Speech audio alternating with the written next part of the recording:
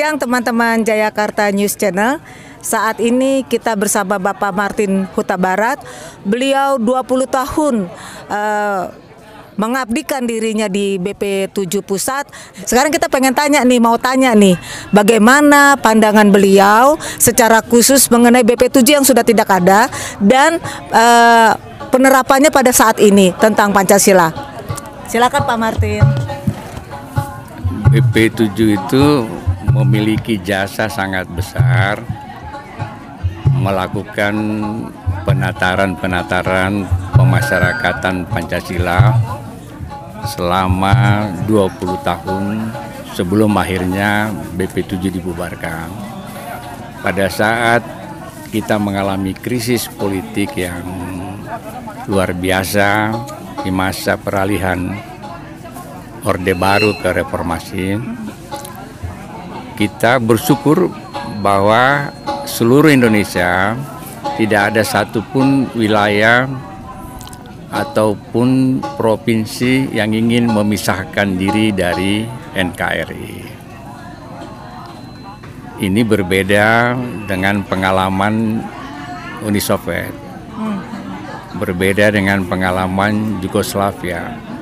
Pada saat krisis politik terjadi di sana, Uni Soviet pecah menjadi 15 negara. Yugoslavia pecah menjadi 7 negara. Indonesia yang diramalkan sebelumnya akan pecah tercerai-berai, ternyata dalam krisis politik itu kita tetap bersatu, dan itu semua adalah karena peranan pendidikan politik, pemasyarakatan politik yang dilakukan oleh BP7 Pusat. Jadi luar biasa sebenarnya kalau kita lihat peran dan jasanya dalam menjaga NKRI. Dan itu yang diharapkan masyarakat sekarang pada saat kita mengalami krisis ideologi. Masyarakat membutuhkan ideologi Pancasila sebagai pegangan kita, menjaga persatuan kita. Nah, ini yang diharapkan dari BPIP bisa meneruskan pengabdian yang sudah dilakukan oleh BP7 Pusat. Nah, saya kira BPIP meskipun masih baru beberapa tahun, tetapi harapan kita sangat besar agar dia bisa berperan membentuk pola perilaku orang Indonesia yang sesuai dengan Pancasila. Ini memang harapan kita pada BPIP sekarang ini. Pak, ini kan sekarang zaman sudah berubah ya, tapi relevansi Pancasila itu bagi bangsa kita itu udah harga mati dong, harga mati ya Pak. Nah, tanpa adanya BP7 ini, model-model seperti apa sebenarnya diperlukan untuk kita ya Pak? Salah satu misalnya contoh yang bisa kita sebut sebagai pengamalan Pancasila itu adalah BPJS itu. Di bidang kesehatan kita berhasil membuat BPJS di mana semua orang bisa menikmati setara dan yang mampu bisa membantu masyarakat yang tidak mampu, tetapi dalam pemanfaatannya bisa dilakukan secara bersama. Itu baru satu aspek. Sebenarnya di aspek yang lain, inti Pancasila kegotong royongan itu bisa kita wujudkan sebenarnya di bidang pendidikan, agar orang-orang yang mampu, bukan hanya yang mampu yang bisa menikmati pendidikan yang berkualitas tinggi, tetapi masyarakat yang tidak mampu, tetapi yang memiliki bakat dan semangat untuk belajar juga bisa mendapatkan fasilitas pendidikan yang baik. Jadi di bidang pendidikan penting membuat Pancasila itu hidup. Dalam kesempatan semua orang, walaupun miskin maupun kaya, mampu atau tidak mampu, tapi bisa memiliki kesempatan pendidikan yang berkualitas. Begitu juga dalam bidang ekonomi, agar supaya masyarakat yang mayoritas itu hidupnya sederhana bisa bersinergi dengan sedikit orang yang memiliki kemampuan ekonomi yang tinggi. Dan ini peranan negara sebenarnya dibutuhkan membuat Pancasila itu sebagai ideologi yang hidup, sehingga masyarakat yang tidak mampu juga bisa merasakan kegotong royongan dari pembayar-pembayar pajak yang mampu. Jadi dalam sistem perpajakan harus lebih kita tunjukkan Pancasila itu hidup, nyatu dengan masyarakat. Tapi yang saya sangat prihatin adalah menghadapi globalisasi ini. Globalisasi ini kan kita melihat bagaimana mudahnya pikiran-pikiran dari luar itu masuk kepada generasi muda kita. Jadi media-media sosial ini sudah membentuk cara berpikir generasi muda kita yang mudah mempengaruhi pola pikirnya. Nah, kalau ini kita tidak juga melakukan pemasyarakatan ideologi Pancasila, di satu ketika akan menjadi persoalan bagi kita bahwa ternyata anak-anak muda kita, anak-anak kita tidak ada lagi yang mencintai, yang mau berjuang untuk persatuan dan kesatuan negara kita. Ini suatu ketika bisa terjadi kalau kita tidak serius menanamkan kecintaan terhadap persatuan melalui Pancasila itu kepada generasi muda. Nah, coba kita bayangkan kalau anak-anak muda kita sekarang akan berpikiran liberal, bahwa tidak ada pentingnya menjaga NKRI, tapi yang pentingnya adalah mengejar kehidupan, mengejar ekonomi, mengejar teknologi tanpa mempertimbangkan tanggung jawabnya terhadap persatuan Indonesia. Bayangkan yang terjadi adalah ribuan jenazah-jenazah pahlawan kita yang sudah dimakamkan di makam pahlawan. Mereka akan keluar dari kuburnya bahwa mereka pengorbanannya untuk menjaga NKRI ini ternyata tidak ada yang meneruskan karena kita mengabaikan untuk menanamkan nilai-nilai Pancasila itu pada generasi muda. Jadi memang ini adalah satu tanggung jawab besar, dan saya kira pemerintah sudah harus lebih serius untuk membuat Pancasila itu bisa memasyarakat. Gitu. Kalaupun tidak menggunakan model seperti BP7 yang sangat intensif seperti dulu, tetapi harus ada langkah-langkah yang lebih serius.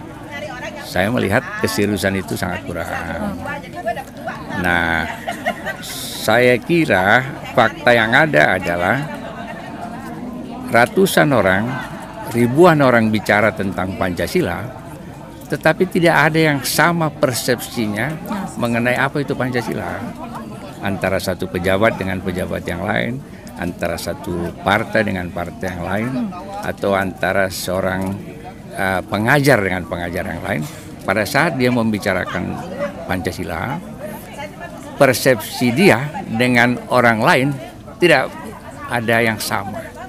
Nah, ini saya kira salah satu kelemahan kita.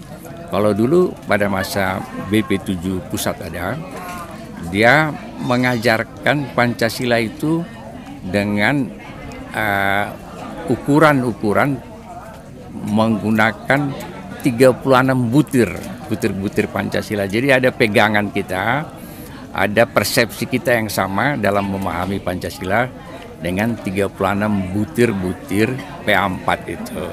Sekarang itu sudah tidak ada lagi, itu sudah dihapuskan, dan akhirnya tidak ada satu sarana bagi kita yang intensif melakukan pendidikan politik, sedangkan ideologi-ideologi lain mudah masuk pada sarana-sarana yang tidak bisa dimonitor oleh negara.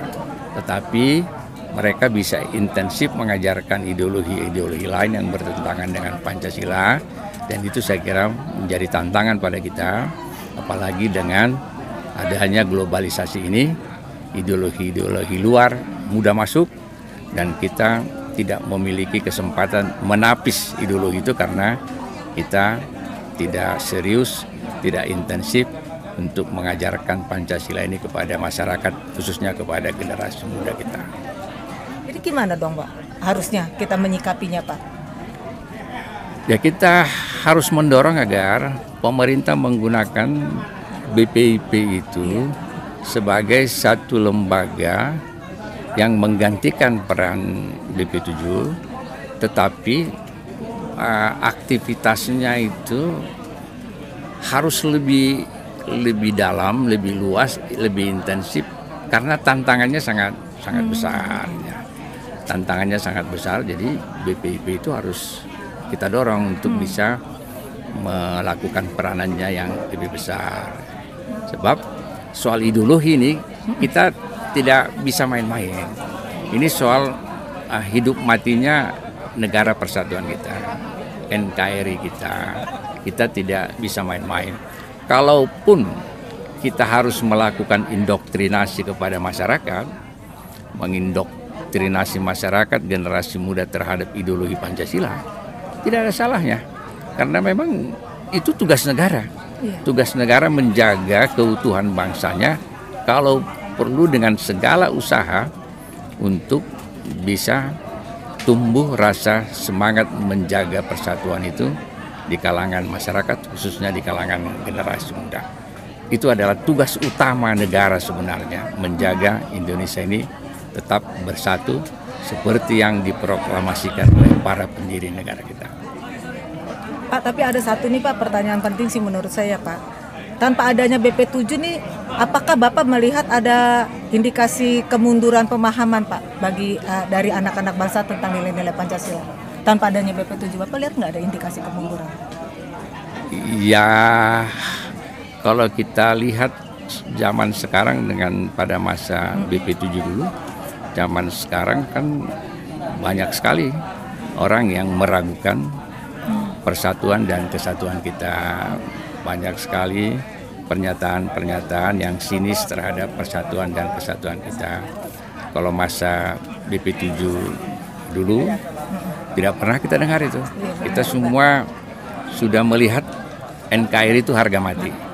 Kalau sekarang ini NKRI harga mati masih sebatas slogan, belum menunjukkan bahwa seluruh rakyat itu betul-betul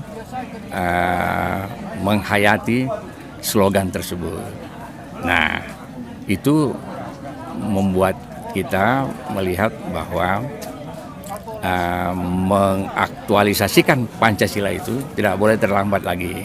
Harus kita mengintensifkannya, harus serius mulai dari sekarang, sebab tantangan kita adalah menjaga persatuan kita. Terima kasih Pak Martin atas masukannya mengenai Pancasila. Baik teman-teman Jayakarta News Channel, kita sudah dengar bagaimana pandangan Pak Martin. Jadi keputusan NKRI harga mati jangan cuma jadi slogan ya. Terima kasih.